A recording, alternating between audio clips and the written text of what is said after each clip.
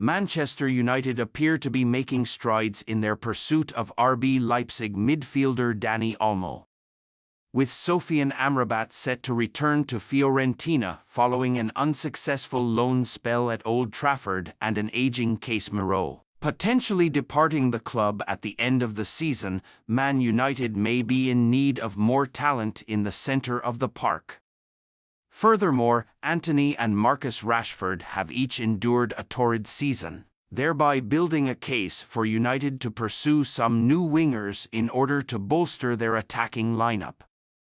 While signing a new winger and a central midfielder could be on the agenda, Olmo proves to be a versatile player who could fill both roles, thereby allowing United to fill these roles with a single transfer. The Spaniard has scored 4 goals and grabbed 5 assists in 19 Bundesliga games this season, along with 1 Champions League goal in 3 appearances.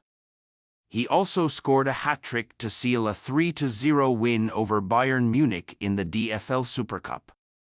Such performances have justified United's alleged interest in the player, with the People's Person relaying late last month that the club are expected to enter the race to sign Olmo in the upcoming summer transfer window. RB Leipzig sporting director Ruven Schröder appeared confident that his club could hold onto Olmo, claiming that the player is comfortable with them and is unlikely to give up the good life he has with Leipzig. Still, the midfielder's transfer cannot be ruled out, with ESPN's Rodrigo Fez claiming that Olmo is fond of Manchester as well as the English lifestyle. United appear to be taking Olmo's supposed affinity for Manchester seriously, with Sportbild claiming that the club is getting serious about signing him. Sport Witness cites Sportbild again, saying that United made contact with Olmo, asking him about his future plans. It was also mentioned that the 25-year-old has a release clause of €60 million, which United could decide to pay in order to bring him to Old Trafford. Still, with the likes of Manchester City and Bayern Munich also being listed as potential suitors, United may need to act fast to have any chance of luring Olmo to the club this summer. Manchester United have tasked new director Jason Wilcox with guiding all technical areas of the football department to achieve the highest standards of performance. The 53-year-old begins his employment at Old Trafford with immediate effect, having caught the eye of Sir Jim Ratcliffe during his work at Southampton. He is the latest former Manchester City board member to defect to the other side of the city. Incoming CEO Omar Barada is poised to exit the Etihad this summer, having worked with Wilcox during his 11 years with the Blues Academy before his switch to the South Coast. After helping under-18s to a national title and 2 FA Youth Cup finals, he had been promoted to City Academy Director in 2017. He was snapped up by Southampton in January 2023 with the reputation of building one of the most exciting youth systems in England. When he arrived, former City graduates Gavin Bazunu, Romeo Lavia, Sam Edazi and Juan Lario had already been at St. Mary's for 6 months. He ended up bringing more down to the Saints last summer, purchasing Shea Charles for around £10 million and acquiring Taylor Harwood-Bellis on loan, despite stating upon his arrival, "I've not come here trying to bring Manchester City down south." Trying to do that at United may be a shorter journey for players but a near impossible task. However, he may have the edge over former City graduates who have moved on. United are set to search for a centre-back this summer, and Fulham defender Tosin Adarabioyo has been linked.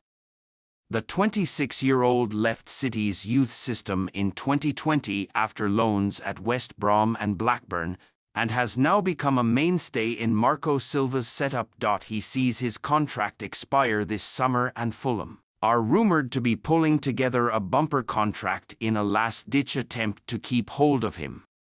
Tosin Adarabioyo of Fulham. The Fulham defender played 10 FA Youth Cup games under Wilcox, losing in two-legged finals against Chelsea in 2015 and 2016. Mason Mount, Tammy Abraham, and Fikayo Tomori were some of the opponents. For context, Adebayo has not quite reached the heights of that trio just yet, but a United move would place him in that bracket of notable graduates from those FA Youth Cup finals. United need younger centre-halves. Johnny Evans, Harry Maguire, and Victor Lindelof will all be north of 30 by the time next season starts, while Raphael Varane is currently set to exit at the end of his contract in June. Lisandro Martinez, like Adebayo, is 26 and the next youngest is Willy Kambwala at 19 years old. Jared Branthwaite has also been linked but would cost a pretty penny, especially with Everton battling Premier League spending rules. Adebayo would not cost a copper in transfer money amid United's own financial fair play concerns, and Wilcox being present would hand his club a significant advantage over other interested parties. Newcastle United, Tottenham and Milan, where Tomori currently plies his trade, have all been linked. Adebayo is by no means a surefire success and he is yet to experience European football, but he has got 77 Premier League games under his belt already at Fulham. But if United decide to cut their cloth accordingly and are looking for snap deals, Adebayo may not be the worst choice, and Wilcox can stamp an instant mark on his stay. 5 strikers Manchester United could actually sign this summer after Erik ten Hag admission. Erik ten Hag says Man United will scout for another attacker this summer and there are several realistic options to consider. Erik ten Hag has confirmed that Manchester United will be searching for a striker this summer. With Anthony Martial due to leave at the end of his contract, United will be left with one natural centre-forward, Rasmus Højlund, upon the Frenchman's exit, and so will need backup. Marcus Rashford can play as a striker when needed, albeit has been largely ineffective when asked. Ahmad arrived at Old Trafford as a central striker but has been morphed into a right-sided winger, and anyway could be leaving this summer given his lack of game time since returning from long-term injury in January, having spent £72 million on Højlund last summer. And with Sir Jim Ratcliffe having to balance Premier League profit and sustainability rules, it's unlikely United will spend frivolously on another attacker. Serhou Guirassy has been linked with Manchester United, probably the most likely target on the list. Guirassy is an appealing prospect.